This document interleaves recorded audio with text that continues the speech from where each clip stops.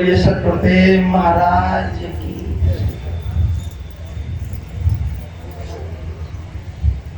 सभी माताओं बहनों के भाइयों के चरण बंधनों में मेरा कोटि कोटि प्रणाम। मेरे प्रिय बुजुर्गों, माता बहनों, भाइयों, आज का दिन, आज हम सभी बड़े ही भाग्यशाली हैं। हम इस परम पिता परमात्मा के भजन भावों से, आत्मा भावों से हम इस सतप्रभु का रसो गुणगान कर रहे हैं। ये हमारे आप सबके लिए एक ऐसा भक्त समय आता है जो हम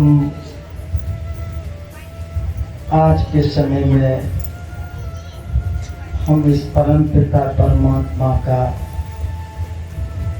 भजन करना, सत्संग करना, समारोह में जाना, सेवा भाव करना, यही आज हम सबका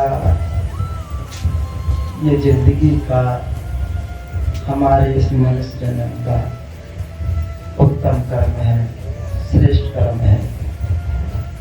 बाकी संसार में तो हम नाना प्रकार के कर्म करते हैं, धंधा भी करते हैं, नौकरी भी करते हैं, बिजनेस भी करते हैं, और ऐसे हम संसार में अपने आप अपनी जिंदगी का जैसे भी हमें समय मिलता है, टाइम मिलता है, हम अपने आप को उसमें अपना जीवन हम बिजी रखते हैं। और यही जिंदगी हमारी हमेशा से, और एक जन्म नहीं जन्मांतरों से हमें संसार में ये कार्य करते करते, और ये आज संसार के हम सारे धंधे पानियों से करते करते हमारा ये शरीर संभालते संभालते हम संसार से चले जाते हैं। समझ में आता है कि हमने इस संसार में जो कुछ ये संसार में किया, जो भी घर बनाया, बाल बच्चों को पाला, पढ़ाया, लिखाया, कमाया, यही सबसे बड़ा हमारा उत्तम कर्म है, श्रेष्ठ कर्म है। लेकिन मेरे प्रिय भाइयों बहनों, ये तो हमारी जिंदगी का जो मनुष्य जीवन पाने का, ये तो एक हमारे को हमें खाने पीने, रहने सहने, जो भी प्रभु परमात्मा ने हमें जिस परिवार में जन्म दिया, जिस घर में जन्म दिया, ये तो हमारा परंपरा से चला रहा है। और ये हम इससे अगर ये कहें कि यही एक हमारा उद्देश्य है या लक्ष्य है या ध्येय है, तो हमारे अंदर ये बहुत बड़ी भूल है। जो जिंदगी में हमारे आज मनुष्य जन्म की आज जिंदगी पा करके हमने आज इस संसार में आकर के, और कोई अगर इस हमने परमात्मा की खोज नहीं की, परमात्मा को नहीं अगर खोजा, न परमात्मा को हमने तलाशा, तो ये जिंदगी हमारे कर्मों के अनुसार जैसा कर्म किया, हमारी जिंदगी उसी कर्मों के अनुसार चली जाती है। तो ये तो हमारा जो जिंदगी का ये लक्ष्य है, ये तो हमारा आवागमन का है। हम आज आ गए, कल अपना 10, 20 साल, 50, 40 साल का टाइम पूरा करके फिर हम चले जाएंगे, फिर कहीं किसी जगह जन्म लेंगे, फिर आकर के हमें कोई काम करना पड़ेगा जैसा हम करके गए।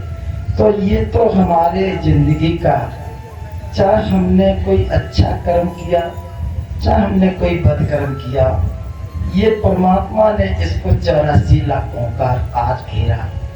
ये 84 लाखों का आज ये चक्कर हमारे आप सबके जीवन के आधार से बनाया, क्योंकि ये जिंदगी हम नहीं समझ पाते हैं।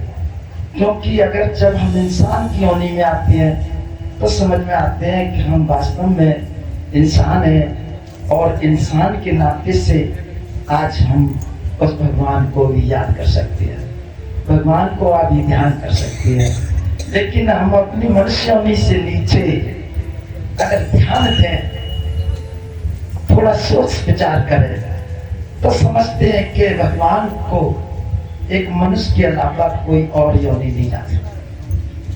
कहने को 84 लाख योनियां हैं, लेकिन भगवान को जानने को, परमात्मा को जानने को, परमात्मा के धाम जाने को, ये एक मनुष्य योनि का ही आज ये प्रभु ने घर हमको बख्शा है। बाकी तो सारे अंधकार, और जो इस संसार में जितनी 84 लाख हम देख रहे हैं, जैसे हमारे संतों ने, ऐसे हमारे ऋषि मुनियों ने इसका स्कोर लाया है। स्कोर कहते हैं कि इनकी पूरी 84 लाखों का हमें ये चक्र बताया।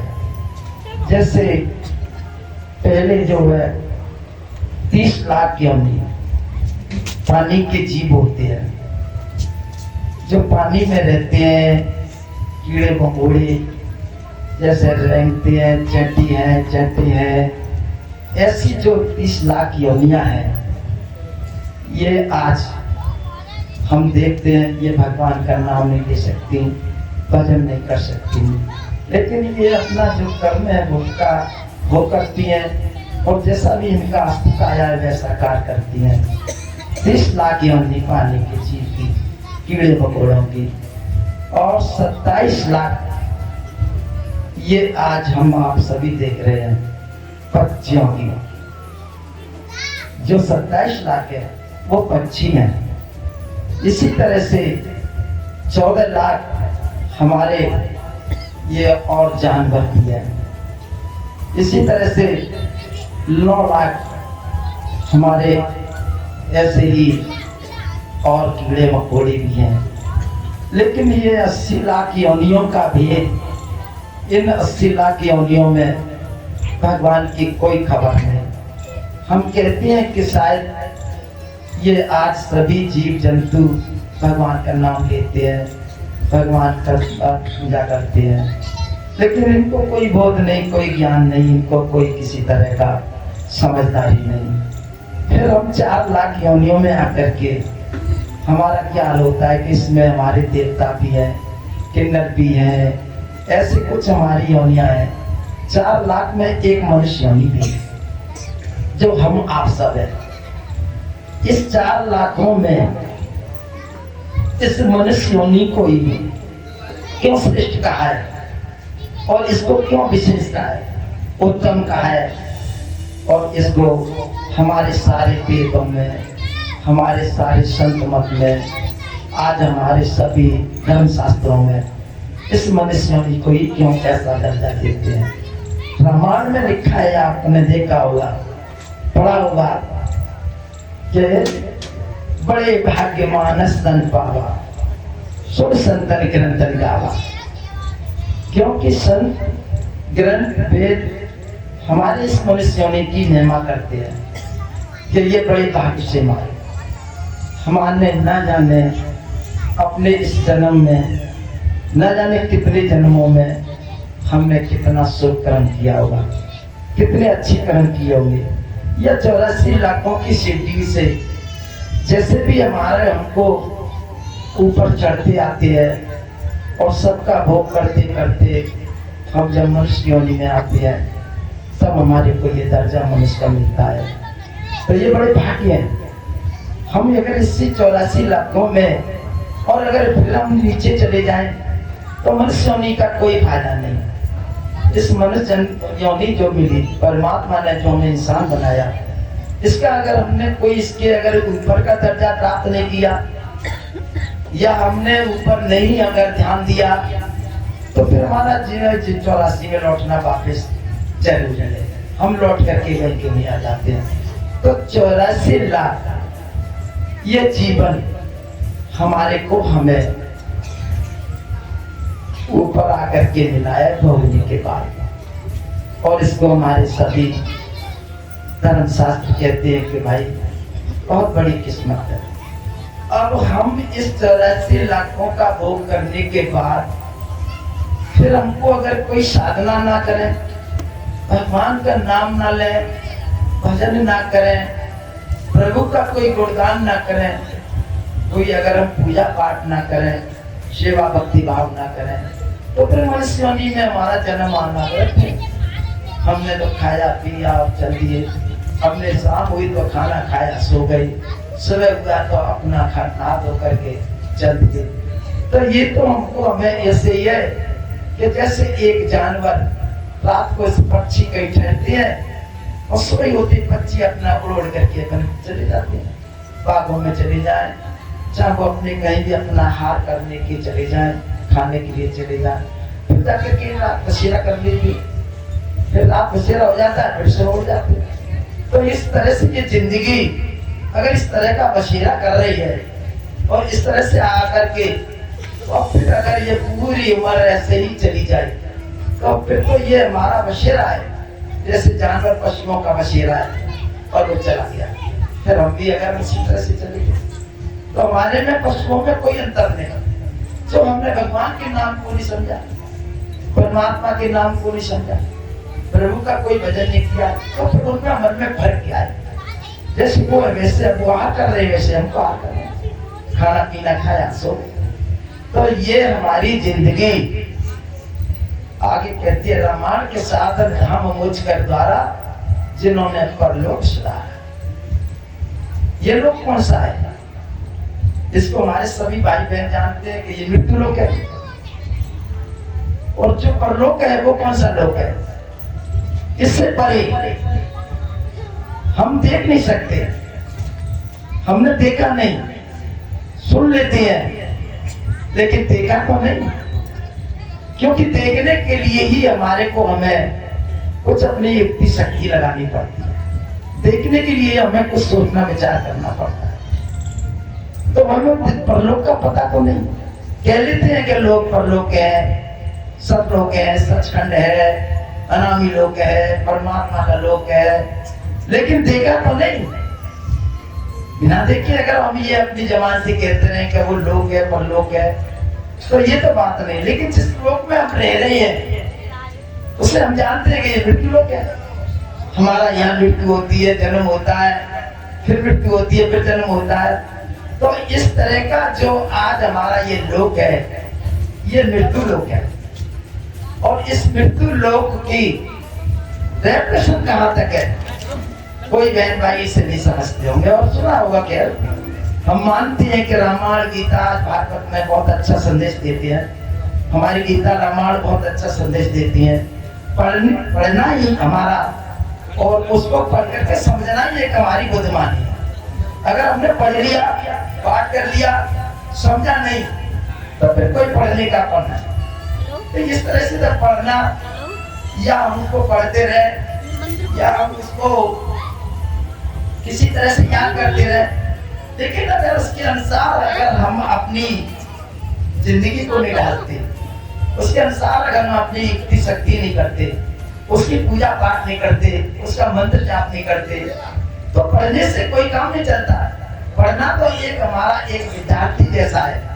अगर वो विद्यार्थी हमारा पढ़ता है कोई स्कूल में, अगर कोई बेटी पढ़ती है, बेटा पढ़ता है, अगर वो बेटी बेटा अगर वो हमारा पढ़ करके अगर उसका आंसर क्वेश्चन नहीं जानता, क्वेश्चन को आंसर नहीं समझता, तो फिर उसका पढ़ना बेकार है।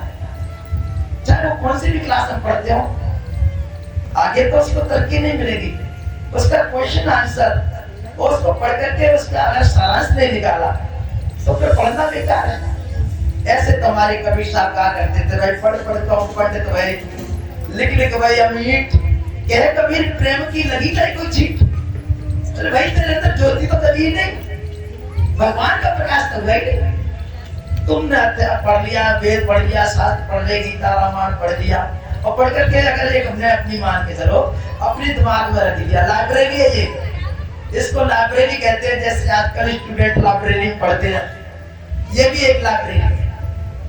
इसको हमने कोई सब्जेक्ट पढ़ा, या कोई रामायण पढ़ी, गीता पढ़ी, कोई अगर शास्त्र पढ़ा, उसको हमने अपने कंठ अगर अपने दिमाग में रख करके हमने कंठ स्तर कर लिया, हम उसका उच्चारण कर रहे हैं, हम उसको भागवत कर रहे हैं, गीता कर रहे हैं, रामायण कर रहे हैं, लेकिन उसके आचरण के हिसाब से, उसके आधार के अनुसार, पढ़ने के तरीके से हम उसका साथ नहीं समझे, या हमको अगर ऐसा हमारे अंदर भगवान का दीपक नहीं जला, प्रभु की ज्योति नहीं जली, तो फिर हमारा उस पढ़ना लिखना या उसको हमें उच्चारण करना वो हमारे किस काम का। सोचने की बात है कि रामायण कहती है जब तक साधना नहीं करते, साधक नहीं बनते, तब तक हमारे को पुस्तक पढ़ने का कोई महत्व नहीं।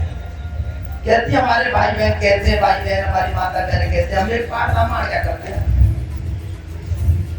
रामायण का करते हैं, गीता का करते हैं, लेकिन पाठ करना और पाठ का अगर उसको सारा समझना, फिर सारा समझ करके हमें उसके आचरण पे चलना, तो हमारा पढ़ना सही है।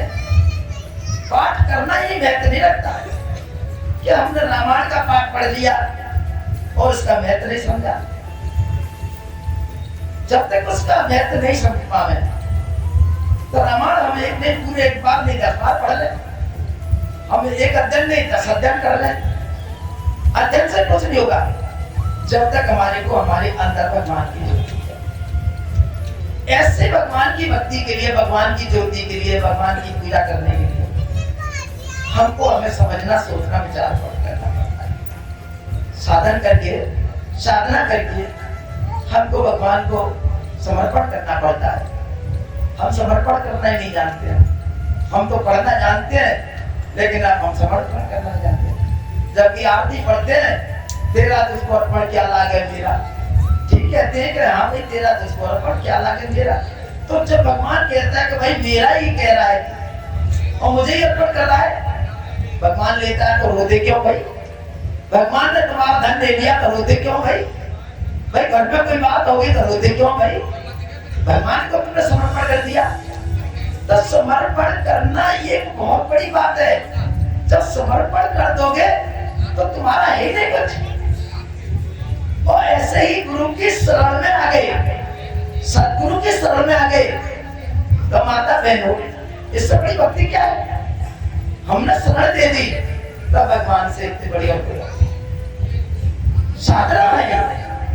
हम उस साधना पे अगर चलते हैं, करते हैं तो आप सकते हैं। नहीं तो ये पढ़ना पढ़ा करके अगर हम चले जाएं तो ये आज हमारा उस धर्मराज के यहाँ भी कोई खाता नहीं है, धर्मराज के यहाँ भी कोई कदर कीमत नहीं हमारी। भाई अगर हमने कोई पूजा पाठ धर्म किया, पुण्य किए, या कोई हमने सत्संग किए, या हमने कोई रामायण पढ़ी, गीता पढ़ी, बिल्कुल ठीक है, परोपकार है, आपने अच्छा काम किया तो अच्छा किया तो भगवान कहते हैं, धर्मराज कहते हैं कि भाई अच्छा काम किया है, चलो उनको वैकुंठ धाम भेज दो, स्वर्ग में भेज दो। तो आपको स्वर्ग में अगर स्वर्ग मिल गया, वैकुंठ मिल गया, ऐसा भी अगर कोई जगह मिल जाती है तो क्या कोई बड़ी बात है क्या?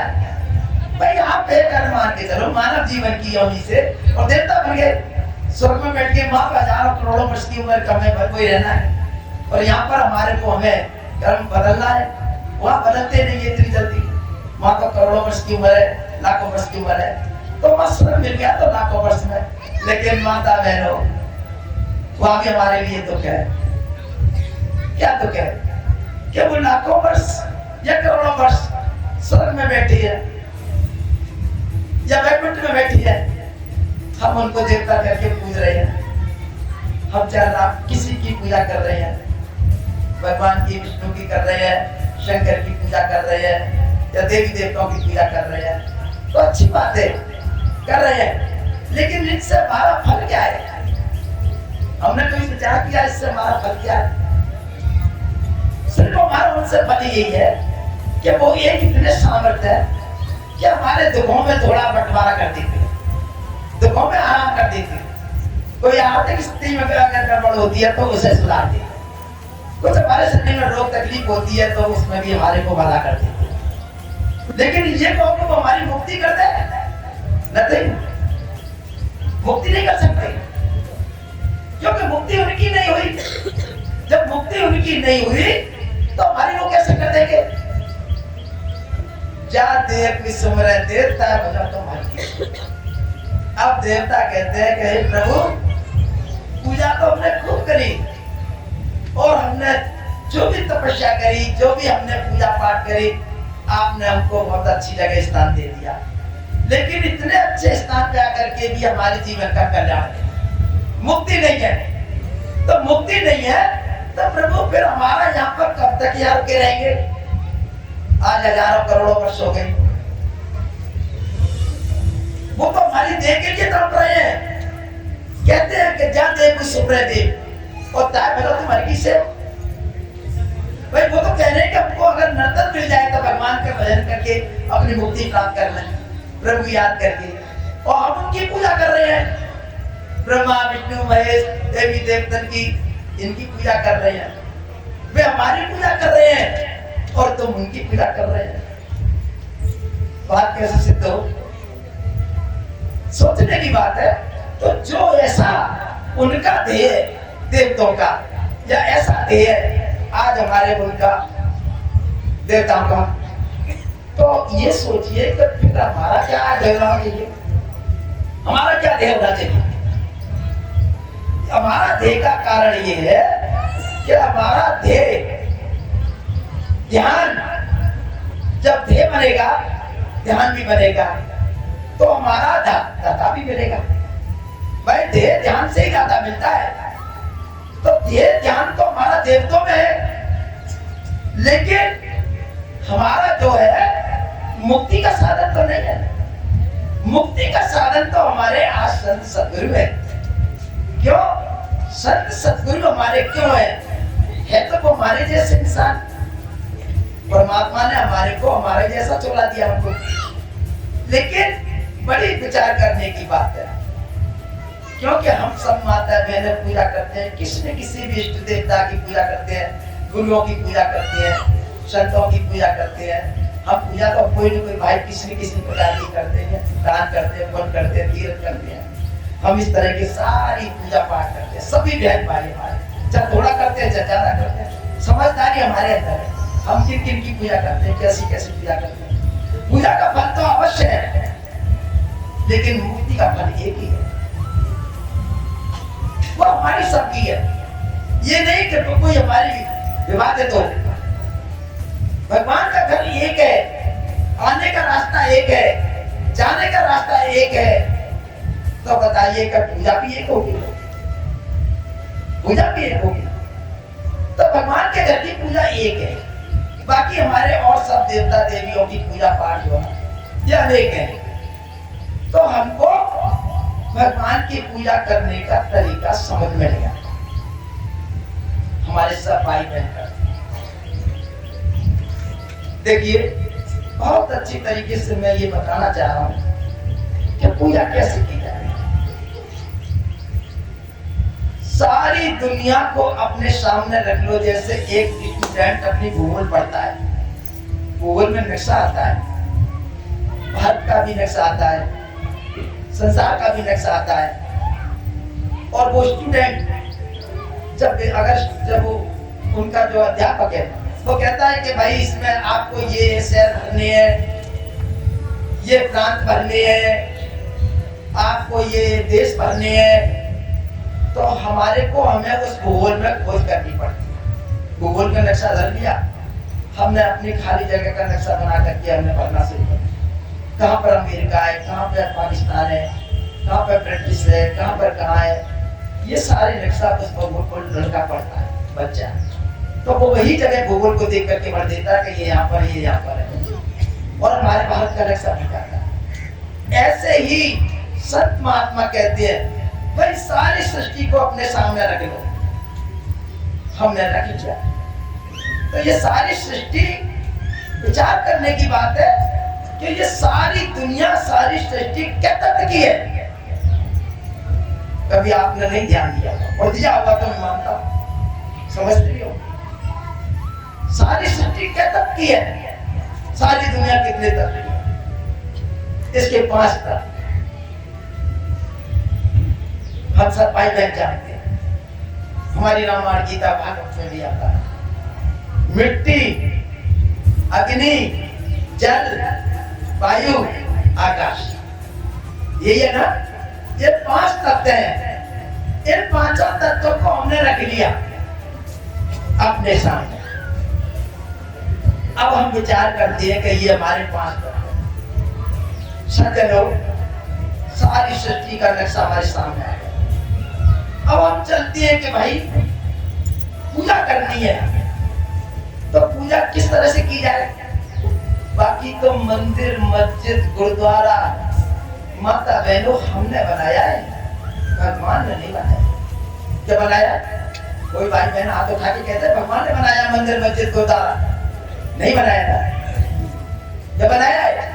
नहीं बनाया। किसने बनाया है? हमने उसको बनाया है। कितना भी अच्छा बना दिया, कितना भी सुंदर बना दिया, लेकिन वो हमने बनाया, भगवान ने नहीं बनाया। लेकिन भगवान ने कौन सा मंदिर बनाया, ये तो हमको ख्याल करना चाहिए ना। तो भगवान के मंदिर को तो भूल गए, तो बाहर के मंदिरों में हम जा करके अपनी पूजा पाठ कर रहे हैं। समझिए, विचार करके।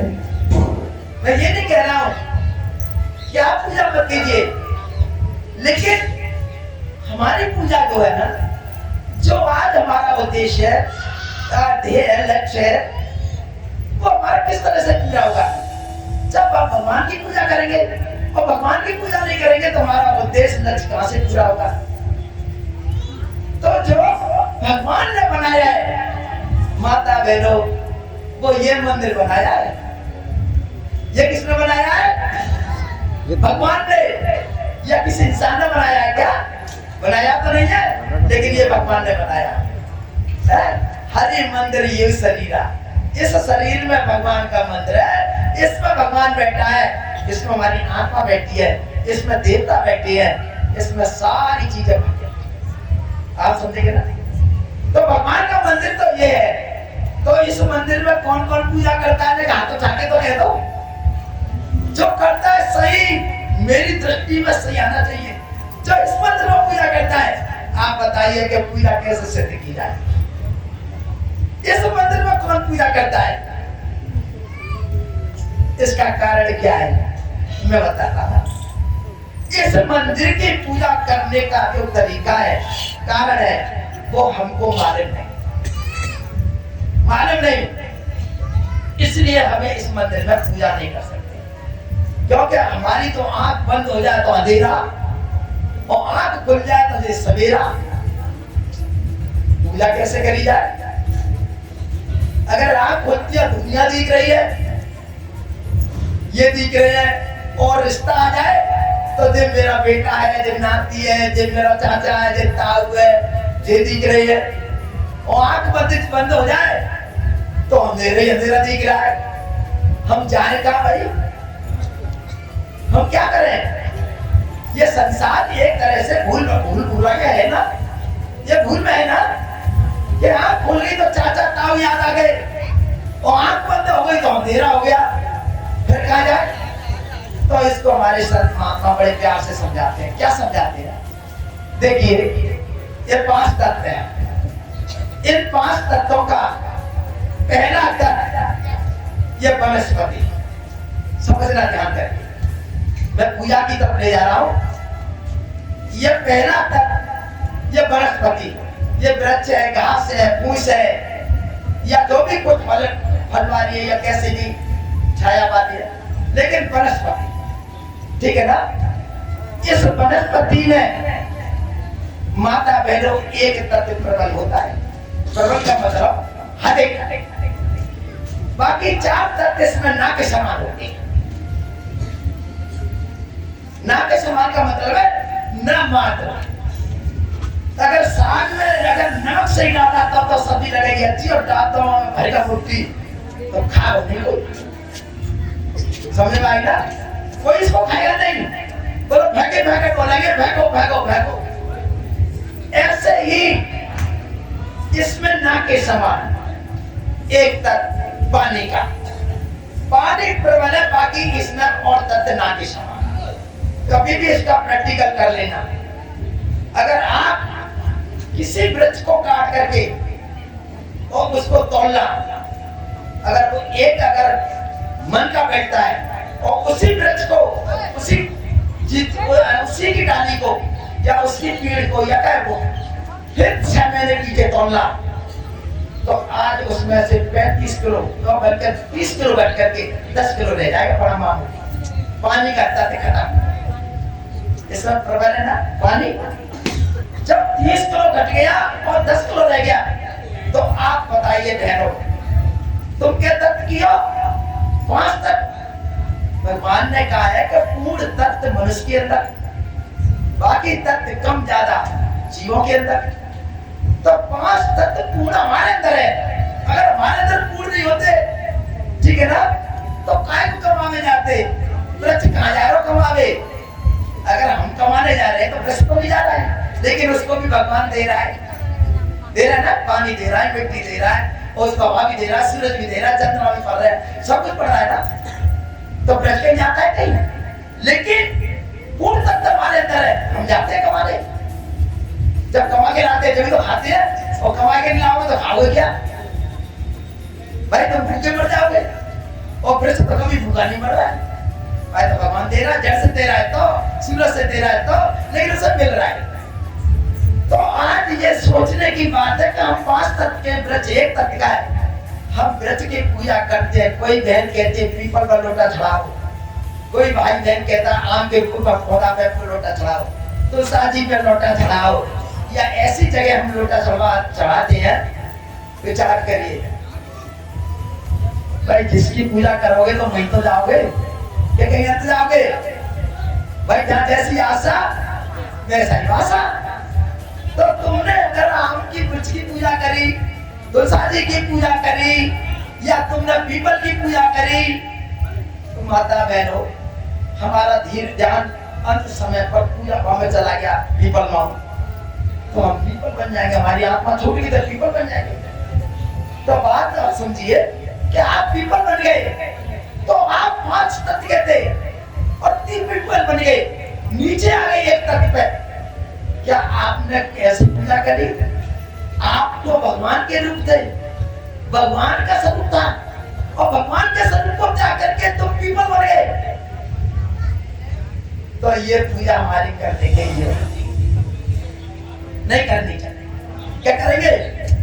नहीं कह दो, आज मुझे बता दो कि करेंगे, करेंगे तो नहीं, और करनी भी नहीं चाहिए।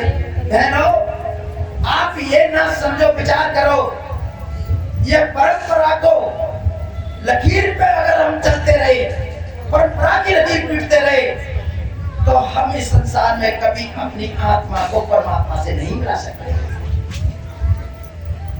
कहते थे देवता है हमारे, पीपल हमारा देवता है। अरे तुम्हारे देवता कहाँ है भैया? देवता ने को जन्म ले लो, जब पीपल कहाँ से देवता हो गया? विचार करो, सोचने की जरूरत है। ये जो भी कुछ हम अपनी अगर ऐसी थोड़ी साइकोलॉजी अगर दिमाग से बुद्धि से जो काम करती है, ये स्वयं जो है ना, ये हमारी बहुत सोच छोटी है। हम पीपल की पूजा कर रहे हैं तो हमको पीपल की पूजा नहीं करनी चाहिए। मैं पूजा वो कराने जा रहा हूँ, पूजा वो बताने जा रहा हूँ जो तुम्हारे हित की नहीं, तुम्हारे आत्मा के कल्याण की, आत्मा के कल्याण की है, वो पूजा बता रहा हूं मैं। और वैसे भैया अपनी अपनी मर्जी को का वो काजी न बोलना, अपनी अपनी मर्जी से काम करो, समझे नहीं? लेकिन संतों की तो वाणी होती है, संतों का तो जो होता है आपको रास्ता मार्ग देने का होता है।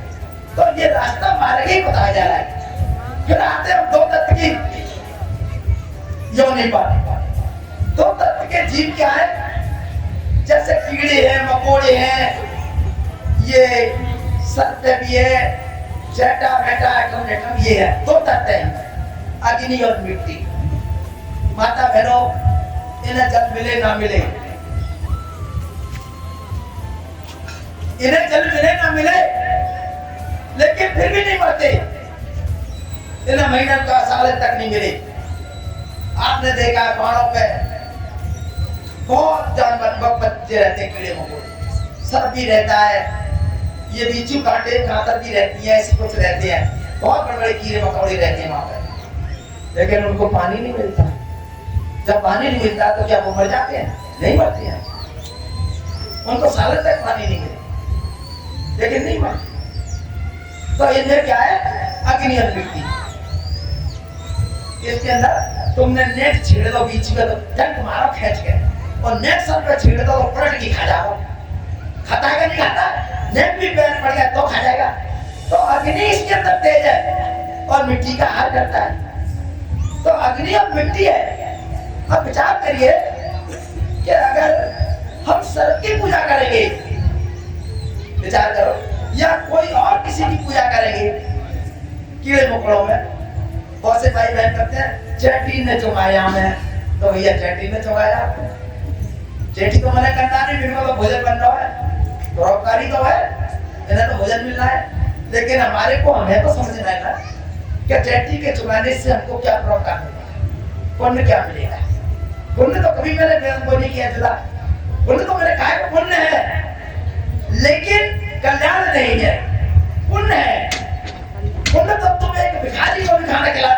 पुण्य है, कोई भी किसी तरह का ये पुण्य है तो कोई बात नहीं। तो हमारे को अब है, हमने पूजा करी सर्प की, नाग देवता को हमने दूध पिलाया, अच्छी तरह से उसकी हमने सेवा करी और नाग देवता की पूजा करके हमने उसको खूब अपनी सेवा भाव रखा। हमारी नजर में नाग सेवते जा, हमें छोड़ेंगे तो नाग देवता दिख रहे हैं और हमारे को हमें ये आ रही है कि हमें नाग देवता को दूध पिलाना है। आज नाग पंचमी आ रही है, दूध पिलाना है। काफी लोग तो नाग देवता ने रोज ही ना दूध पिया होता, और से इंसान ऐसे तो दूध पिला रहे हैं। तो आप समझिए तो तत्व में 5 तत्व में डिफरेंस आ गया। हम 5 तत्व होते हुए नाग देवताओं की पूजा करते हैं तो हमारा नाग में जाएगा जन्म, हम नाग बनेंगे, समझे ना। तो ऊपर से नीचे गिरते आ रहे हैं। ऐसा ही हमारा पक्षी, 3 जब तीसरा हमारा पक्षी, कोई भी पक्षी हो, इनके अंदर भी 3 तत्व हैं और 3 तत्व इसमें क्या क्या है? मिट्टी, पानी, हवा।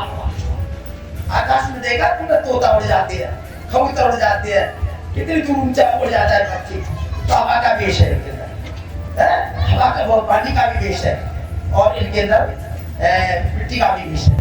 तो ये 3 तत्व हैं। हम 3 तत्व करोड़ की सेवा करते हैं, मोरों की सेवा पढ़ते हैं या और भी किसी तोता मैना की सेवा करते हैं, हमारा ध्यान कहा जाएगा इनमें। ऐसे ही 4 तत्व में आते हैं, हम 4 तत्व की सेवा करते हैं। जैसे जानवर है, बहुत से भाई बहन कहते हैं गौ माता की सेवा कर लो या गौ मतलब और जिस जानवर की सेवा कर लो, काफी जानवर होते हैं, इनमें हम जिनकी सेवा कर लो। तो इनमें 4 तत्व है, सिर्फ आकाश कम है, बाकी 4 तत्व पूर्ण है। तो माता बहनों, इन अगर यहाँ तक की हद में इसको क्या कहते हैं? इसको हमारे संत महात्मा क्या कहते हैं? ये जीव जीवत जीवत, ये जीव जीवत जीवत, ये जीव जीते जी है, ये जीव जीते ही है, क्योंकि इनमें जो है ना भगवान जरूर है, आत्मा जरूर है। ये जीते जी है, ये रेंग रहे हैं या चल रहे हैं, उड़ रहे हैं, खा रहे हैं, पी रहे हैं, लेकिन ये जीते जी है, ये जी रहे हैं। तो जीते जियों की हम सेवा कर रहे हैं, ठीक है ना। विचार करना, ये सेवा हमारी यहाँ तक हमारी क्या है? परोपकार की सेवा है, परोपकार की। हमने अच्छा परोपकार किया, अगर हमको अगर उचित समझेगा तो धर्मराज हमको कहाँ पहुँचा देगा? हमें अच्छे काऊ सेठ साहूकार के घर में, काऊ जिम्मेदार के घर में, यानी ऊंच कोट का दर्जा पाएंगे मस्त। तो हम जाकर के हो सकता है कि हम कभी किसी जगह जाकर के नेता भी बन जाए, प्रधानमंत्री बन जाए या कोई भी बन जाए, तो माता बहनों बन जाती है। तो ये क्या है? हमारा परोपकार, लेकिन मुक्ति का साधन नहीं। अब आते हैं, आप भी 5 तत्व के, मैं भी 5 तत्व का। अब बताइए, बाकी तो मंदिर मस्जिदों को छोड़ दो, उनको तो छोड़ दो। मंदिर में गए, भगवान की मूर्ति के सामने हाथ जोड़े, न मूर्ति ने न खाया न पिया और लौट के हाथ जोड़ के वापस आ गए। वो तो खाती पीती भी नहीं है, तो उसे तो छोड़ दो, लेकिन मूल तक भगवान की पूजा करने का। अब हम 5 तत्व के, तुम भी 5 तत्व की, कोई फर्क नहीं। तो पूजा करे तो करे कौन की पूजा करें तो किसकी करें? बड़ी समझने की बात है। और हमारा तो भाई पूजा करना उद्देश्य है, पूजा नहीं करेंगे तो जीवन कैसे कल्याण होगा? तो पूजा करें तो कैसे करें? ख्याल आता है कि यार स्टॉपेज हो गई, रुक गई, लेकिन भगवान कहते हैं, क्या कहते हैं कि भाई पूजा किसकी करनी चाहिए? कि मैं तो सब घट में हूँ, कोई रखाली नहीं है, ना तो मेरे से कोई रखाली है और ना कोई मेरी आत्मा से रखाली है। सब घट मेरे साइया, सब घट मेरे साइया, सुना घट कोई नहीं। तो घट जानियो ता घट वो प्रगट हुई, समझ गई ना? तो सकल सूरत में तो हम सब एक हैं, आंखों से, कानों से, मुंह से, हाथों से, पैरों से, 10-5 हाथ तो है नहीं, 10-20 हाथ नहीं है, लेकिन सब एक समान है। लेकिन कहते हैं सबट मेरे साइया सुना घटना कोई बनिहारी व घटकी ता घट वो प्रकट कोई। अब कहते हैं कि भाई हमारी पूजा करने के लिए वो घट की जरूरत है, ता घट में दीपक जल गया। किसी के घर में अगर लाइट के फिट हो गई, उसके बगल के घर में लाइट नहीं है, विचार करना कि मेरे घर में लाइट है और मेरे पड़ोसियों के घर में लाइट नहीं है। तो प्रिय मेरी माता बहनों, अगर मेरे अंदर दया है तो मैं और घर में भी अपने घर से लाइट दे दूंगा। भाई तुम भी अंधेरे में मत रहो, तुम भी अंधेरे में मत रहो, तुम भी अंधेरे में मत रहो। अगर 10 करे तो 10 घर में लाइट जला, एक घर में लाइट जला। ऐसे ही संत महापुरुष कहते हैं कि जिसके घर में अगर दीपक जल गया, जिसके घर में ज्योति जल गई, वो आज सैकड़ों के नहीं हजारों के दीपक जलाएगा। ये रामायण में लिखा है, रामायण में लिखा है कि राम भक्ति चिंतामण सुंदर, राम भक्ति चिंतामण सुंदर। राम की भक्ति क्या है, क्या चीज है? हम कहते हैं कि राम की भक्ति जो है ना, भगवान के किसी मंदिर में या और किसी हमारी किसी तस्वीर में, कैलेंडर में राम की भक्ति नहीं। माता बहनों, वो राम की भक्ति चिंतामण सुंदर, वो मणियों के समान जोड़ना सुंदर है। मणियों की जैसी रोशनी है मणि के अंदर, जैसा तेज है, प्रकाश है, ऐसे भगवान के राम की भक्ति का प्रकाश है। आप समझ रहे? रामायण में कहते हैं कि राम भक्ति चिंतामण सुंदर, फंसे करोड़ छह करोड़ अंदर। अब कोई बहन कह दे कि भगवान ने कहा कि फंसे करोड़ का मंत्र के अंदर, ऐसा नहीं कहा। कोई बहन कह दे या रामायण जो पढ़ते हैं वो कह दे कि रामायण में ये लिखा है कि फंसे करोड़ जाकर रहता। अब प्रेम प्रकाश रूप दिल राती, नहीं चाहिए वह दिया गिरत बाती। फिर बता पूरी भगवान को कह रहे मुंह नहीं, भगवान कह रहे मुझे नहीं चाहिए, पर तुम दीपक में लड्डू पेड़ा धर के और माला तो तुम ले जा करके और भगवान को समर्पण कर रहे हो। भगवान वो खा लो, मिलके मोहते लगा लो, आएगा कुत्ता चाट लो, मिलके मोह है, आप भगवान का निरादर कर रहे हो। मत मानना, सब कह रहा है, मैंने देखा है, मैंने देखा एक जगह हमारी बहन पूजा करके चली गई, कोई तो हमारी बहन पूजा करके चली गई, मंदिर के पट खुले रह गए और माँ का मेहनत जो थे वो सो गए गहरी नींद में। आया कुत्ता और माँ उनके मुंह में चाटता। बहनों, ये आदर है कि निरादर है? विचार करिए। ये मत कहना कि मैं बड़ा कह रहा हूँ, ये कोई भगवान की भक्ति नहीं। विचार करिए, उस भगवान को तुम्हारी किसी मोमबत्ती की जरूरत नहीं, दीपक की जरूरत नहीं, प्रसाद की जरूरत नहीं, तुम्हारी किसी फूल माला की जरूरत नहीं, तो बहन उसे काय की जरूरत है? आप अपने दिल में विचार करो, उसे जरूरत काय की है? हम कहते हैं भगवान को घी की जरूरत है, इसमें दीपक जला के ले जाओ, प्रसाद धर के ले जाओ, माला ले जाओ और भगवान को अर्पण करो, भगवान के चरणों में रखो। भगवान को किसी चीज की, तो भगवान को किस चीज की जरूरत?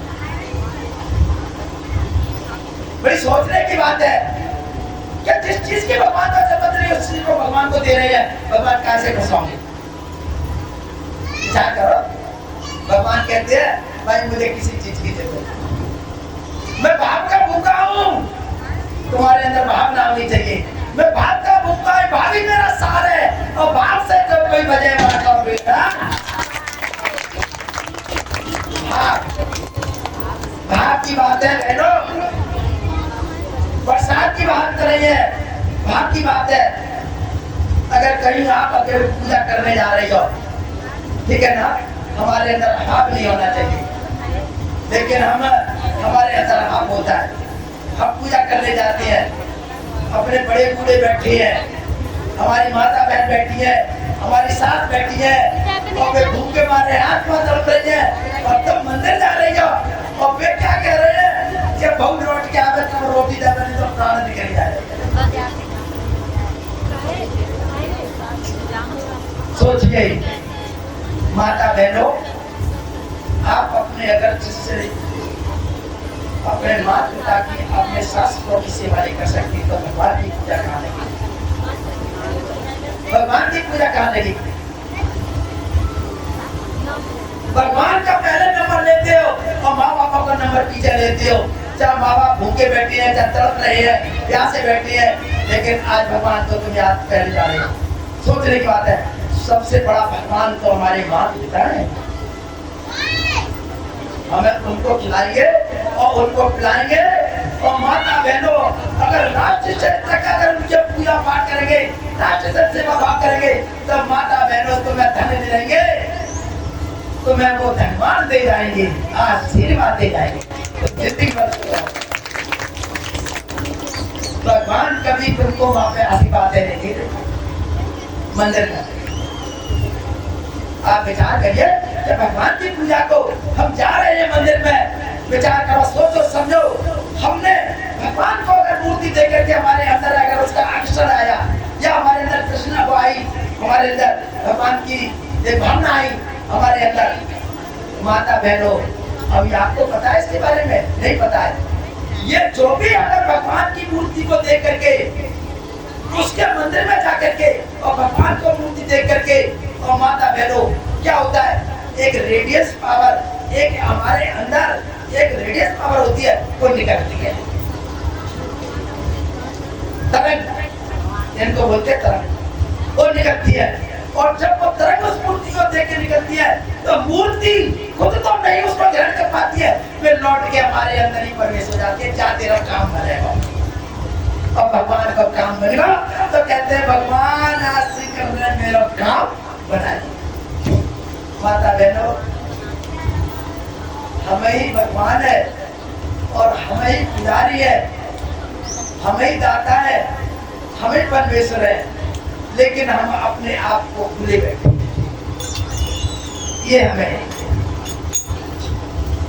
तो बहनों सोचने समझने का विचार है कि ये संसार आज इसी तरह से आप देख रहे हैं, मैं भी देख रहा हूं, इस तरह से दौड़ रहा है, भाग रहा है। माता बहनों, मैं क्या कहूं, कैसे कहूं, जैसे इनको भगवान का कोई पता ही नहीं। भाग रहे हैं, दौड़ रहे हैं। सोचने की बात है, अगर जब तक भगवान को हम देखे नहीं, जब तक भगवान को हम देखे नहीं, हमारे दृष्टि में नहीं आए, हमारे सामने नहीं आए, हम भगवान की पूजा कैसे? हमारी बेटी की शादी होती है और हम बेटी की सगाई कर आती है, हम बेटी की सगाई कर आती है, शादी नहीं होती। और अगर वो हमारी बेटी ये कहे हमने सगाई कर दी, बेटी ये कहे कि मेरा पति ऐसा हो, मेरा पति ऐसा हो, मेरा पति ऐसा हो, मेरा पति हवाई जहाज उड़ाता है और आप रसना साइकिल, इस बात को कौन मानेगा? कोई मानेगा? पहले देखा नहीं, घर गई नहीं, माँ का रेट एजेंसी देखी नहीं, पहले उनको बाहर देखा नहीं, प्रेम देखा नहीं, और तो मेरा पति तो भाई जान रहा था, घर बैठे ही कह रहे हैं, इसको कोई मानेगा? नहीं मानेगा। तब जब तक नहीं देखो अपनी नैनी, तब तक नहीं मानो गुरु की बैठ। भाई गुरु कहते हैं कि तू देख ले प्रत्यक्ष, जब तक तू देख नहीं ले, जब तक तेरे को अंदर परमात्मा दिखे नहीं, मिले नहीं, जब तक तेरी पूजा करना आनंद है। माता बहनों, ऐसे गुरु अगर चाहे कहीं बदल जाए, जब तक अगर हम उनको देख नहीं ले, तब तक किसी गुरु को बनाने की जरूरत है। संत रविदास जी कहते हैं, बिन देखे उपजे नहीं आशा, बिन देखे उपजे नहीं आशा, और जो दिखे वो सब विनाशा। संत बहुत बड़ी बात कहते हैं, जो दिख रहा है ये नाश है, ये आग है, कल है, कोई हमारी चीज अस्तर है, हमारा शरीर अस्तर नहीं है, ये आज है कल चला जाएगा। तो उसको देखा नहीं जाए, लेकिन हम भगवान की पूजा कैसे करते? तो यही संत महात्मा कहते हैं कि भाई अगर किसी घर में तुम 10, 20, 50, 40 टीवी रख लो, बैटरी रख दो, तार रख दो, ठीक है, लेकिन अगर उनका कनेक्शन बैटरी से नहीं किया, बिजली से नहीं किया, क्या वे टीवी चल जाएगी? नहीं चलेगी। ऐसे ही माता बहनों, आज आप सबका तार कट गया है, तार टूट गया है, तार टूट गया है। कैसे? बहुत अच्छी तरह से आज समझ लो। रामायण गीता तो सुनती है आप, भागवत सुनते हैं। तार कट गया कैसे? आपने अनुभव किया है और हमसे ज्यादा अनुभवी तो आप हैं। हम तो भगवान की वजह से पूजा पाठ करने वाले हैं, लेकिन आप हमसे ज्यादा कैसे? कि माँ के गर्भ में बच्चा होता है और जब तक माँ के गर्भ में बच्चा नाक से लगा होता है, थोड़ा होता है, देखा ना, वही बच्चा भगवान को याद करता है और कहता है भगवान गर्भ से निकालो, ये आज मैं नरक में हूं, इस नरक से बचाओ मुझे। मैं क्या करूंगा? तेरा नाम लूंगा, तेरा गुणगान करूंगा, तेरा भजन करूंगा, ठीक है ना। और जब उस बहन की माता की अगर जब आवाज को भगवान सुन लेता है, गर्भ से बाहर आ जाता है, फिर क्या करते हैं हम लोग? हम उसका नार काट देते हैं, नार काट देते हैं, तो बच्चा अलग हो जाता है ना। जब बच्चा अलग हो गया तो वो भगवान की तृष्णा को भूल गया, भगवान की तृष्णा को भूल गया। तो जैसे बच्चा भगवान की तृष्णा को भूल गया, भगवान को भूल गया, भगवान का ध्यान हट गया, भगवान से उसका ध्यान हट गया, माता बहनों फिर संसार में वो विचलित हो गया। ऐसे ही आज माता बहनों हम सबका तार टूट गया, भगवान से नहीं जुड़ा। आज हमारी आत्मा का परमात्मा का नाता टूट गया है। आज इस काल में भगवान ने 72,000 वर्ष युग एक पैर पर तपस्या करके और 60 युग उसने पूजा करके और भगवान को परमात्मा को खुश कर दिया। इस काल में भगवान के जब पास आए, कहने लगे निरंजन मैं बहुत खुश हूँ तेरे से, मैं कुछ तुझको तेरी सेवा की भक्ति का मैं कुछ देना चाहता हूँ। तो भगवान मुझे क्या दोगे? कि जो तू मांगेगा सो दे दूंगा। उन्होंने कहा अच्छा मैं मांगूंगा सो दे दोगे? हाँ मैं दे दूंगा। तो अच्छा ठीक है प्रभु। उसने कहा जो भी तुमने सृष्टि को रचा है, जो भी तुमने सृष्टि को बनाया है, ये सारी सृष्टि और जितनी भी इसके ऊपर आत्मा है तुम्हारी अंश, उन सबको मुझे दे दो। एक वचन। दूसरा वचन, प्रभु ये सारी आत्माएं, ये तुम्हारा कोई ध्यान नहीं कर सके, ये तुमको भूल जाए, याद नहीं कर सके। ये दूसरा वचन। तीसरा वचन, क्या प्रभु तुम इस दुनिया में जब आए किसी भी नरदेव में, तो यहाँ पे चमत्कार मत करना। अगर चमत्कार कर लोगे तो ये समझ जाएंगे कि भगवान आ गए हैं, तो ये सब के सब तुम्हारे पीछे भाग आए, मेरा नरक खाली है। तीसरा वचन, 3 वचन उन्होंने मांगे, 3 वचन दीजिए कि ठीक मैंने ये 3 वचन बहन, आज ये 3 वचनों का आज उन्होंने आज हमारे ऊपर हुकूमत बन गई, कान निरंजन की हुकूमत बन गई, कान निरंजन की सारी माया हमारे ऊपर आज आ गई। हमारे को भगवान का पता ही नहीं, परमात्मा का पता ही नहीं। क्यों कि हमारे को हमने जो भी कर्म किए, जैसे भी जन्मांतरों से करते आ रहे हैं, हमारे ऊपर आज कर्मों का पर्दा पड़ता आ रहा है। हमारी आत्मा ढकती आ रही है, हमारी आत्मा कर्मों से आज मिटी हुई है। हमारा कर्म नहीं धुलेगा तो हमारा भगवान का दर्शन कैसे होगा।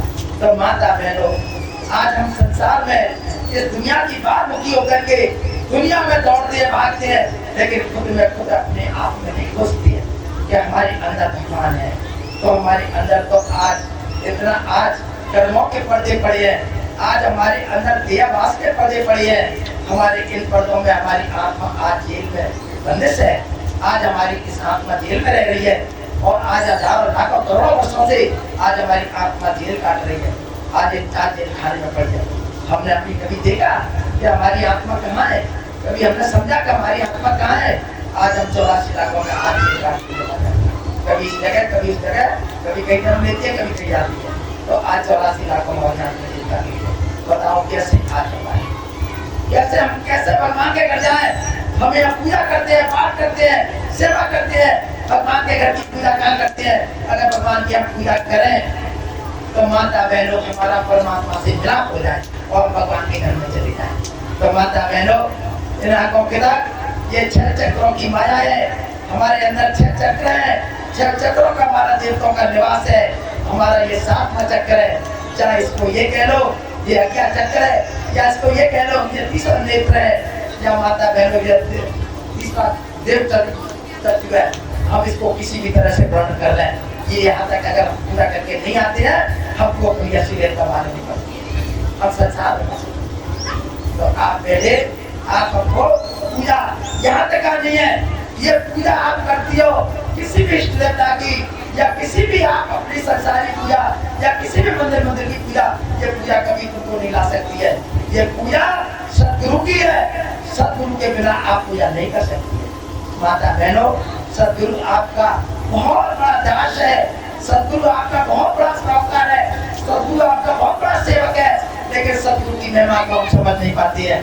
हम समझते हैं कि ये पूजा अच्छी है, ये पूजा अच्छी है, मंदिर में अच्छा है, हमारी ये पूजा अच्छी है। माता बहनों, हमको सब पूजा करनी चाहिए, लेकिन भगवान सदगुरु के चरण से पूजा करनी चाहिए। तो हम भगवान की पूजा नहीं करते, सदगुरु की पूजा नहीं करते। आप जानते हैं ये हमारे स्वामी जी कहा करते थे, माता बहनों, जो करत बुलानी जगत में मत भूलो बहनों भाइयों, जो करत बुलानी जगत में, ये दिन 4 बसेरा है, ये 4 दिन की मेला है। कितने दिन है? 4 दिन। ये 4 दिन का मेला है। आप समझ लो, हम इस पर भूल कर रहे हैं। क्यों करत बुलानी जगत में, ये दिन 4 बसेरा है। स्वार्थ के सभी संगी जिन्होंने जिसको घेरा है, हमारा बाबा मेरे को पापा के और पास होने, पापा मेरे को, दादा मेरे को, ये फलाना हो, ये ढलाना हो, हम 4 जने बोल रहे हैं। ये स्वार्थ था, ये स्वार्थ था। जब बाबा गति को दही रहो मैंने कमाई के, तो बाबा मर गए तो कमाई के, तो स्वार्थ है। ये स्वार्थ सभी ने घेरा है। ये माता पिता स्वतः स्त्री, ये माता जन्म देने वाली है, लेकिन दाता नहीं है। हमारा सेवा का पात्र बनता है, सेवा करना हमारा फर्ज होता है। ये माता पिता स्वतः स्त्री, कोई नहीं चला हेरा है, कोई भगवान से मिलाने वाला नहीं है। और फिर सतगुरु कौन है? जो करे तेरा नवेड़ा है। सतगुरु का भैया नवेड़ा करता है। आपने देखा है बच्चे को माँ जन्म तो दे देती है, लेकिन कभी बच्चा को उठा के ले जाती है क्या? लेकिन नहीं, बहन दाई आती है या जमादानी आती है, नाक करती है, तो कोई बहन जाके तुरंत फ्रंट में जाके लेट जाती है। वो बच्चा जमीन में पड़ा है, गंदगी में पड़ा है, क्या वो बहन ले जाती उठा करके साफ करती है? नहीं करती। लेकिन जमादानी आती है या वो आते हैं, जो भी आता है, दाई भाई आती है, वो साफ करती है, और साफ करके क्लीन नवाट करके बिल्कुल क्लीन करके और माँ की गोद में घुस के तस्मों से दूध लाती है, प्यार करती है। कब प्यार करती है? जब सवा हो गया बच्चा, तुम बताओ कि हमारी आंखों में आज गंदगी में पड़ी है, आज नरक में पड़ी है, आज इसमें पर्दे पड़े हैं, कर्मों का बहुत बड़ा है, क्या भगवान तुमको गले लगा लेगा? भाई पहले तो पवित्र होगा। हम ऊपर से कहते नाले धोले, हमारी माता बहनों ने भाइयों ने टंगी मार ली और हम देखते हैं। आप विचार करिए, आप किसी प्रदर्शनी में जाती हो या कहीं किसी पार्टी में जाती हो, शादी में जाती हो, आप नहाती है, धोती है, टंगी मारती है, ठीक है ना, अपना पूरा जैसे भी श्रृंगार वो करती है, नए बात करती है, 6 में तो शीशा में देखते हैं कहाँ पे ठीक लग रही है, बना लगे 50 करोड़ माता बहनों मुझे कोई घूमत कहना 6 बार देखेंगे कि हाँ मैं पार्टी में जा रही हूँ, तो पार्टी वाले ये नहीं कह रहे कहाँ से आ गई है, तो 6 बार का मुंह और कपड़ा देखते हैं, कपड़ा देखते रहता तब पार्टी में जाते हैं। आज बहन तुम अपने शरीर की इतनी हिफाजत रखती है, इतनी सेवादार देखती है, क्या भगवान अपनी आत्मा की सेवादारी नहीं चाहता? भगवान की आत्मा में लगा देगा। हृदय से हम अपनी आत्मा को पवित्र करें, पाक करें, पहले अपने अंदर पवित्रता लाए, सफाई करें और भगवान की भक्ति करें। माता बहनों, जब भगवान तुमसे खुश होगा, प्रसन्न होगा और भगवान तुमको तुरंत बुला लेगा। जब हमारी आत्मा पवित्र नहीं तो हमारा कैसे भगवान को बुलाए? बहनों, मैं तो यही आपसे प्रार्थना करता हूँ, समय ज्यादा जा रहा है, यही प्रार्थना करना चाहता हूँ, माटी पानी कूटे मूर्ख, पानी कूटे मूर्ख, सांप न मारा जाए, जब पानी में कोई नहीं डसे, सर्प सबन नहीं खाए। तो भैया पानी में लट मारो, सर्प ना मर रहे हो, सर्प तो जब मरेगा जब तुम भीतर जाएगा मारेंगे। ऐसे ही माता बहनों, जब देख कर मारे, जब देख भूखी हो तो सुबह से शाम तक मर जाओ भूखी, भगवान ना आ रहे, क्या आ रहे हैं? आ रहे हैं, आ रहे हैं। तो गाय शरीर का को भुला रहे हो, क्या शरीर क्यों बता रहे हो? सुबह से शाम तक पास लेते हैं, कोई कहता चंद्रमा निकल आओ, चंद्रमा पार लेने का तब तक मर गए, 12 बजे तक भूखे रहे। आप बताओ जब क्यों कूद रहे हो?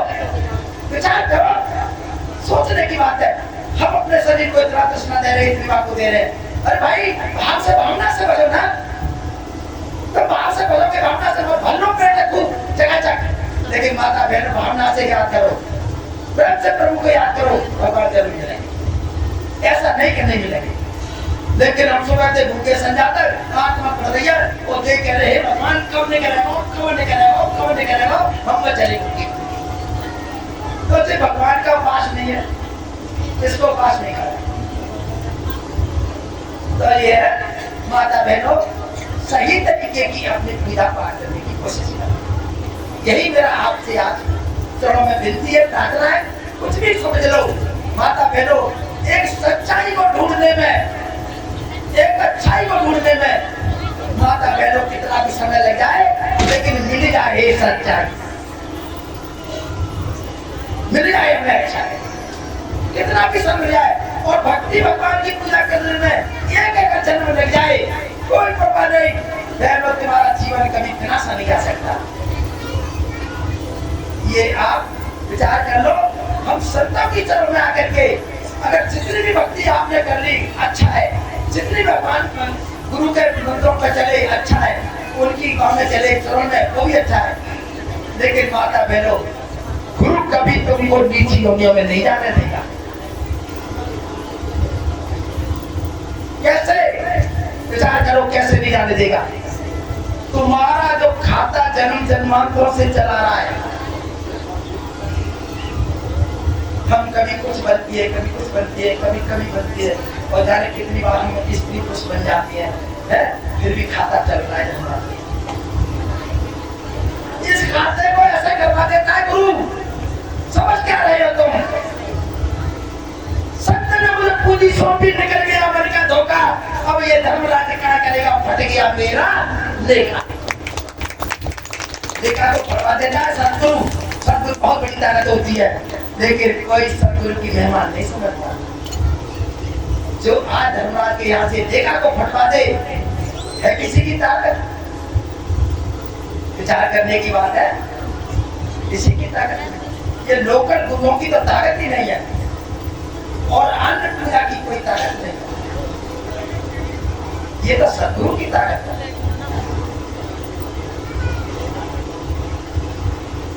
राजा जनक की तरह विधेयी था। हम सब कहते थे राजा जनक, संतान नहीं, कोई उनके कुछ नहीं, उनके अंदर भगवान की तरफ बढ़ाई, मैं भगवान की पूजा करूंगा, मेरा जीवन का कैसे होगा। राज बहुत कर लिया, पाठ कर लिया, अच्छा माया मेरे पास में, घमंड और दुनिया की मेरे पास में दुनिया चीज है। राजा ने बोला कि मेरे को तो भगवान से मिलता है। उन्होंने निमंत्रण कर दिया ऋषि मुनियों को और जाकर के सभी जंगल वासियों को, जो भी ऋषि मुनि संत महात्मा जहाँ भी है, माता बहनों, सबको कह दिया कि मेरे यहाँ निमंत्रण है और मैंने आपके लिए 36 तरह की व्यंजन भोजन बनाए हैं। भैया ऋषि मुनि आए, राजा का खम। एक ऋषि मुनि ऐसे आए, आपके की पन्नी लटक रही, आंख नहीं दिख रहा, चेहरा नहीं दिख रहा, ऐसे ऋषि मुनि आए राजा जनक की पार्टी में, स्वयंवर में। जब सब लोग इकट्ठे हो गए तब प्रश्न पूछा गया, राजन हमको क्यों याद किया? राजा बोले, हाँ मैंने आपको याद किया। घोड़े की नाल से इस नाल तक मेरा पैर जाए, इतनी देर में मुझे भगवान के दर्शन करा दो, मुंह मांगे इसकी कीमत आधा रात में दे, अगर कहेंगे तो पूरा रात दीजिए। बहनों, देखने में तो पन्नी लटक रही, देखने में तो चटा लटक रही इतनी धनी, लेकिन बहन राजा को दर्शन नहीं, तब भगवान का दर्शन नहीं। कोई जाति को लेकर, कोई अम्बर देकर, कोई किसी के चेहरे को देकर, लेकिन भगवान को दिखाने वाला कोई चीज नहीं क्या मैं दिखा दूंगा। बेचारा कर स्वयंवर में बड़े बड़े ऋषि मुनि बैठे, भगवान का दर्शन नहीं करा। अष्टावक्र कहीं अपने खेलते कूदते कहीं अपने अपने घर आए, बोले मम्मी पापा कहाँ है? कि बेटा वो राजा के स्वयंवर में गई है, राजा जनक के स्वयंवर में गई है। अच्छा तो मम्मी मुझे भी पहुंचा दो। कि नहीं बेटा, वहां स्वयंवर है ऋषि मुनियों का, तो तू 8 जगह से जुटा हुआ है और एक पट्टी में झगड़ा हुआ है। वो राजा जनक तुझे देख करके तो बड़ा नाराज होंगे। कि नहीं मम्मी, नाराजी की बात नहीं है, मैं भी तो देखूं कैसे स्वयंवर है, मुझे पहुंचा तो दो। नहीं माना। एक हमारे जैसे इस लल्लू की अष्टावक्र को ले गई, लल्लू ने जाकर के गेट पर छोड़ दिया, अष्टावक्र अंदर चले गए स्वयंवर। अब वो नीचे बुला करके देखा मेरे पिताजी कहाँ बैठे हैं, मैंने देखा मेरे पिताजी को बैठे हैं, पिताजी की चेयर के बगल में जाकर के बैठ गए नीचे, कैसे बैठे शांत, कोई कुछ कही नहीं रहा, कोई बात ही नहीं कर रहा। अष्टावक्र बोले कि क्या चक्कर है? अपने दिल में मन विचार किया, ये लोग सब जानते हैं, ना कोई किसी से बोल रहा है, ना कोई चल रहा है, ना कह रहा है, ना कोई सुन रहा है। अपने पिताजी का कंधा मकर के लाया, पिताजी ने देखा तो पिताजी भी नाराज हो गए, तू कैसे आ गया, क्यों आया? पिताजी मैं आ गया और मुझे तो बता दो, मुझे सब लोग शांत क्यों है? क्या ये लोग जो है ना एक दूसरे से कोई बात ही नहीं कर रहा है और ना कोई बात कह रहे हैं, क्या चक्कर है? कहने लगे, बेटा तू इस बात का सवाल मत कर, पूछे राजा ने बहुत बड़ा सवाल किया है, राजा ने सवाल किया है तो फिर क्या, ये सवाल किया तो उसका कोई जवाब? अरे शांत, काऊ का जवाब नहीं है। तो वो अष्टावक्र नहीं माना। कहते ना, जिसके अंदर ज्योति जल गई, जिसके अंदर भगवान का नजारा आ गया, आज 1 करोड़ में नहीं चुकेगा, 1 करोड़ में भी अपनी आवाज उठा देगा, क्योंकि उसको मालूम है कि भगवान क्या चीज है, तो 1 लाख करोड़ में उठा देगा अपनी आवाज। अष्टावक्र नहीं माना, चौड़े में आ गया और आकर के बराता राजन, आपने जो भी प्रश्न किया उसको दोबारा से कह दो, दे दो, बैठ लो, बस हो गई आरती। अभी 1 मिनट शांति से 1 मिनट सुनता। क्या राजन, जो प्रश्न किया है आपने उस प्रश्न को दोबारा से रिपीट कर दो। उन्होंने कहा, देखा पहले तो, अरे भाई देखा हो रहा है, जब टूटा हुआ और निगड़ा हुआ मट्टी में बिगड़ा हुआ है, ये क्या मैं दिखाया? बड़े बड़े ऋषि मुनि तो नीचे को नारा करके बैठी है। उसने 2 बार कहा, राजन आप दोबारा से रिपीट कर दो। जो भी प्रश्न का है। राजा ने मान का भाई स्वयंवर में कोई आता है उसका सम्मान है, चाहे टूटाया चाहे वो कैसे क्या है। उन्होंने प्रश्न कर दिया, जब मुझे कोई घोड़े के नाल से इस नाल तक दर्शन करा देगा मैं उसको बहुत आगे कीमत दूंगा। कहने लगे राजन यही बात है, कहा यही बात है, तो ठीक है आजा, मेरे हाथ में टूटे हुए आप मुझे यहाँ से उठा करके अपनी चेयर पर बैठा। राजा आया और उसको उठा करके ले गए और ले जाते समय जाकर के उस कुर्सी पर बैठा रहा तो वो फिसल गए, जाने को नीचे गिर गए। फिर दोबारा तुम्हारे की राजन मुझे संभाल के बैठा दो, मेरा बर्तन टूटा हुआ है। फिर दोबारा से बैठा रहा, वो बैठ गए। उन्होंने कहा राजन तुमने ये सभा को क्यों बुलाया? राजा बोला क्यों? अरे जो चमड़ी की पहचान करते हैं तो चमड़ी का नहीं पता, मेरे शरीर तो देख रहे हैं कि टूटा है, वो फिसल गए तो हंस गए, तो चमड़ी की तो पहचान करी लेकिन चमड़ी की पहचान नहीं हुई। अब ये बोले कि यार इच्छे क्या कह रहा हो कि चमड़ी की पहचान नहीं करी, चमड़ी की पहचान करी, हम मर गए, ऋषि मुनि बनते बनते हमारी बन्नी लटक गई और तपस्या करते करते मर गए और चमड़ी की पहचान नहीं है। चमड़ी ठीक है राजन जाओ इन्हीं ऋषि मुनियों के जूतों चक्रों में बैठो। तो बहन ये बड़ी सोचने की बात है। आज कल तो कहो कि जा मैं धरती में बैठ जा और बैठ मारो हो कुछ चीज को सोफा सेट को मैं बैठ धरती में नहीं बैठे। कहने की याद है कैसा बुरा अपमान करता चलो नंते मैं धरती में बैठा रहा हूँ तो कुर्सी बैठा। कितनी सोचने की बात है। उन्होंने कहा इस ऋषि मुनियों की जूता चक्रों बैठ जाओ। राजा को तो भैया ज्ञान लेना हो तो आगे बैठे। माने ठीक है राजन बैठ के कहाँ बैठ गए?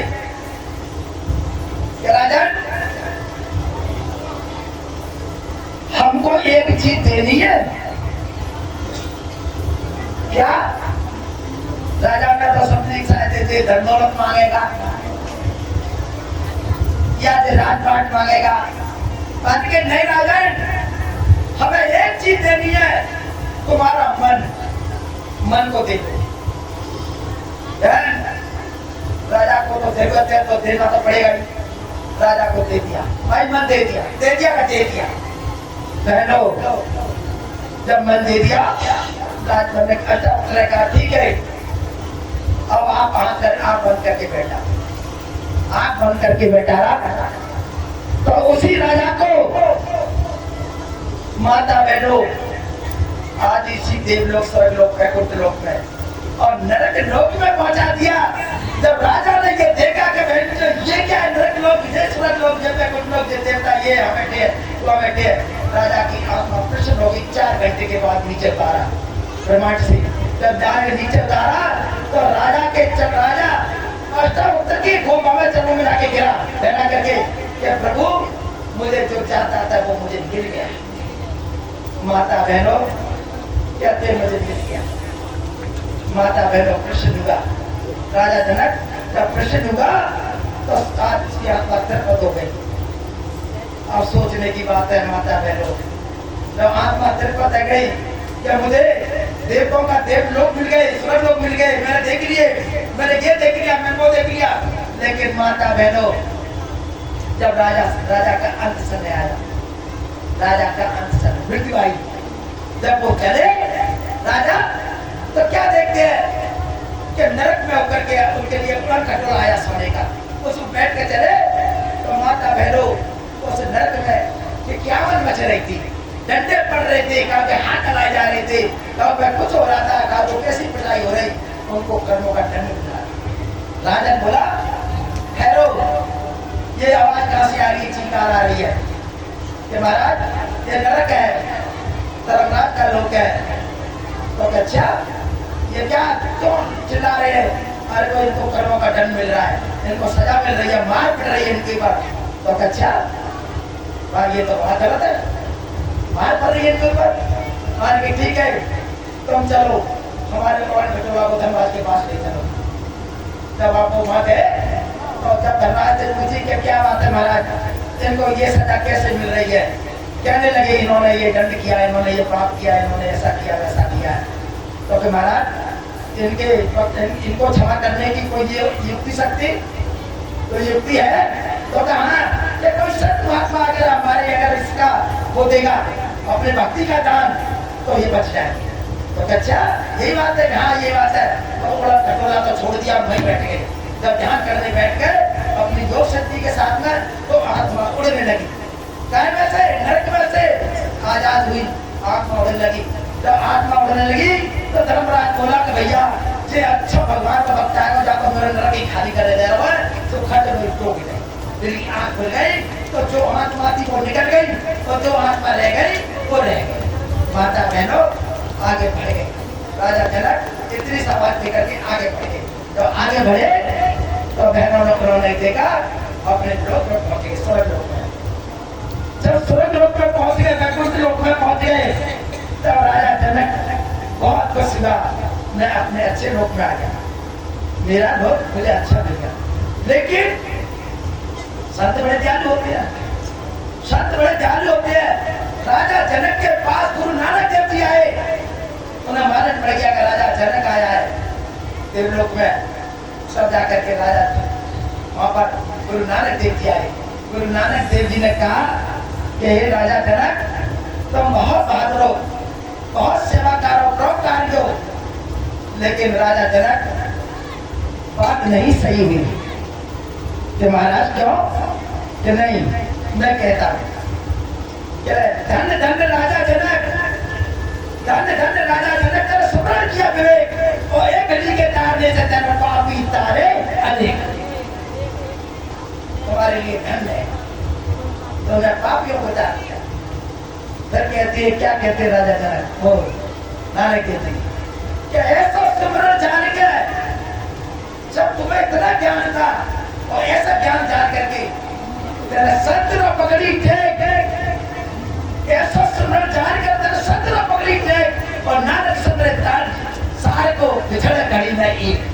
माता बहनों जैसे बच्चा का प्यार नहीं बिछड़ता माँ का, ऐसे आत्मा का परमात्मा का प्यार नहीं बिछड़ता है। लेकिन प्यार जुड़ हो जाए, प्यार जुड़ा ही नहीं है तो भगवान है। तो आज ये आप सब माता बहन को मेरा बहुत बहुत धन्यवाद है। आज हम एक बेटी के जन्म तिथि पर आज उपस्थित हुए हैं, आपको बहुत बहुत मेरा शुक्राना है। आपने बहुत अच्छे ध्यान से प्यार से जो भी मेरी सत्यवाणी सुनी है, इनमें कोई भी किसी प्रकार का अगर अनर्थ शब्द निकल गया तो मुझे माफ करें। सभी माता बहन इसी के साथ मैं वाणी नाम दे रहा हूँ। बोलिए सतगुरुदेव महाराज की। प्यार से कहो सतनाम सतगुरु तेरा।